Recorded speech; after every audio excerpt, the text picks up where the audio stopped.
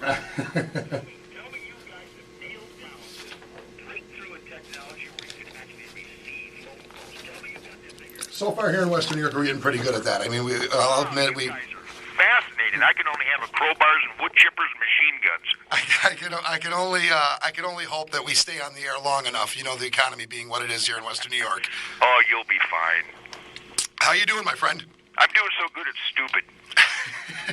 You're kicking off a tour, and you're not doing a baby girl tour. You're kicking off a real tour starting tomorrow at the House of Blues in Boston, correct? No, I have this terrible condition called addicted to logic. If you're going to work your ass off. The story of my life. Yeah, we go out, start tomorrow in Boston. We go nonstop until September 5th, playing mostly 6 nights a week. I think there's a couple 7 and 8 concert runs. But yeah, I'm young. I'm only 62 years old, man. I'm ready to dance on people's skulls. Do you ever stop? I mean, between... Oh, absolutely. In fact, Rich, I am the master. Not only am I the master of the most high-energy rock and roll, of course, if you had Mick Brown on drums and Greg Smith on bass guitar in your band, you could be like Uncle Ted, too. I live the musical dream every night, every song, every jam, every lick, every concert, every rock out. These guys are so intense. They're so gifted. Mick and Greg represent a rhythm section that just every guitar player dreams of. And believe me, I'm still a dreaming guitar player. I'm like an escaped preteen in the garage with my first loud amplifier. And every night is that road less traveled. We're just adventurous musical idiots up there.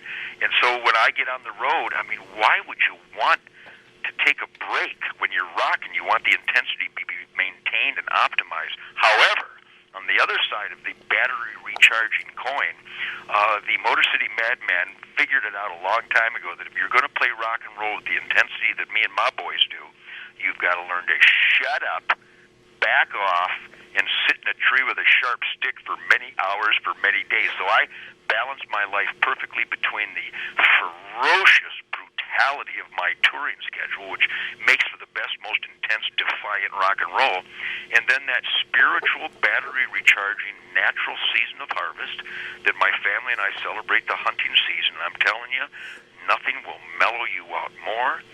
Nothing will recharge your batteries more. I learned as a kid that nature heals if you participate as a conscientious, reasoning predator. So my hunting lifestyle really fortifies me and strengthens me and gives me the intellect to make priorities that charge my batteries to the point that when I put down my bow and arrow and grab my guitar, somebody's going to be in trouble, Rich. So it recharges you. So that's and that's great. And the tour, the Trample the Week, Hurdle the Dead tour. What better title could you have than well, that? You know, it's almost like since I perfected the love song genre, I might as well name my tour after my newest love song, Trample the Week, Hurdle the Dead, Nothing But Love Songs. For your Uncle Ted. How cool is that? Extremely cool. Now, let me ask you this. So the reason why I asked, do you ever stop, is because on top of doing this tour, and like we say, this is not a baby girl tour. You're doing a lot of dates. You've got your book writing that you do. Ted White and Blue is just come out in paperback. And then you've got your TV shows, too. So you have a lot of irons in the fire all the time. You know, the American dream is really about the dream first. I mean, I always dreamed. Of course, I started playing guitar immediately when I was probably 5 or 6 years old. Les Paul had just perfected the damn thing, and then Bo Diddley and Chuck Berry showed us how to use it.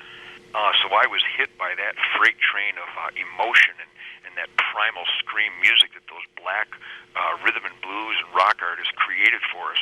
So I was born at the perfect time in 1948, and also the fact that by 1948 my dad was already a follower of a great conservation visionary by the name of Fred Bear, who had created bear archery and that was basically reinventing the Aboriginal art form of hunting with the bow and arrow, the challenging demand of getting close and understanding our spiritual role as co-inhabitants of wild ground that produces our air, soil, and water quality. That comes from wildlife habitat. So I fell in love with the mystical flight of the arrow and the animal breeding soundtrack that the guitar represented to me to this wonderful day today. And so I dreamed of hunting big game with the bow and arrow as a little boy, and I dreamed of, reproducing that intensity of Bo Diddley and Chuck Berry as a little boy.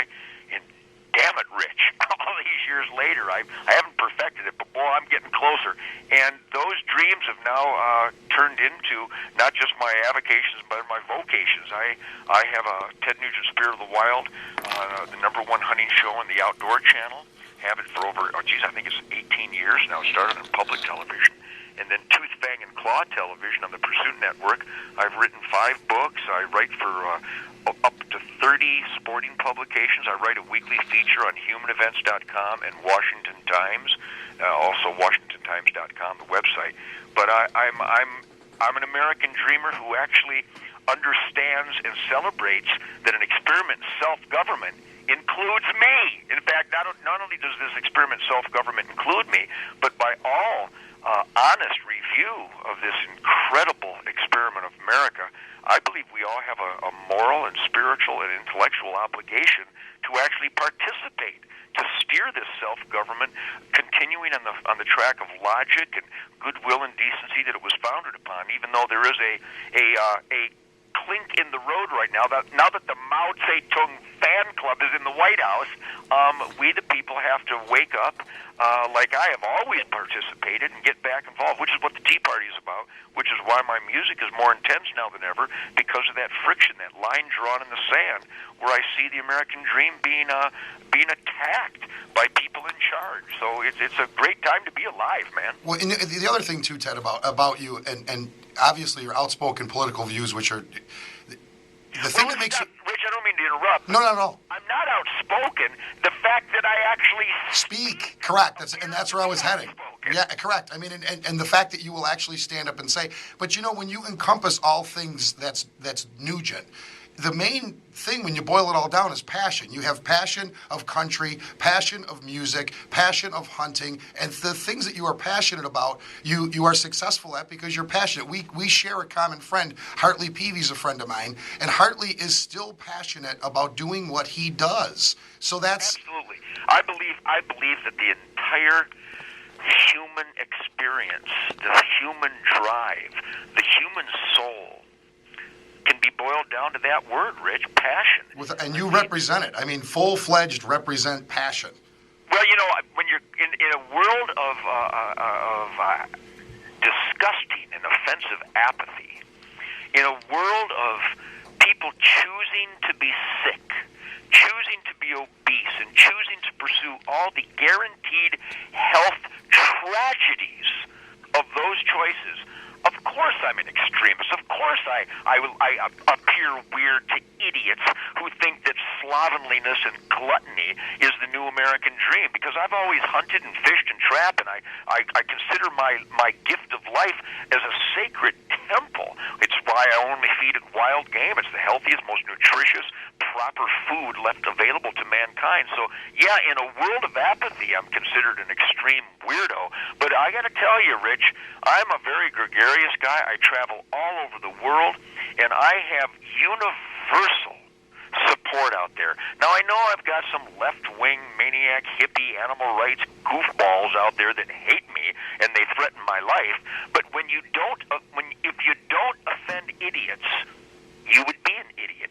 So when I offend idiots, it makes me more proud than my fellow Americans who live by logic and goodwill and decency. Those people I get along just fine with, and they're everywhere. And when you do exercise the right of free speech, and when you do show passion, I think in any field, in any topic, you're going to offend somebody tough. That's just the way it works. Certainly. I mean, if you go, I got to tell you, I get my energy from having a clean and sober 62 years. I'm going to be, Rich, somebody help us. I'm going to be 62 this year. How adorable is that? Oh, it's 62, and you have more energy than 14-year-olds that come in my music store. I mean, and that's the thing, and that's something that people need to look at, too. Your lifestyle, what goes in you is what's fueling you and creating you.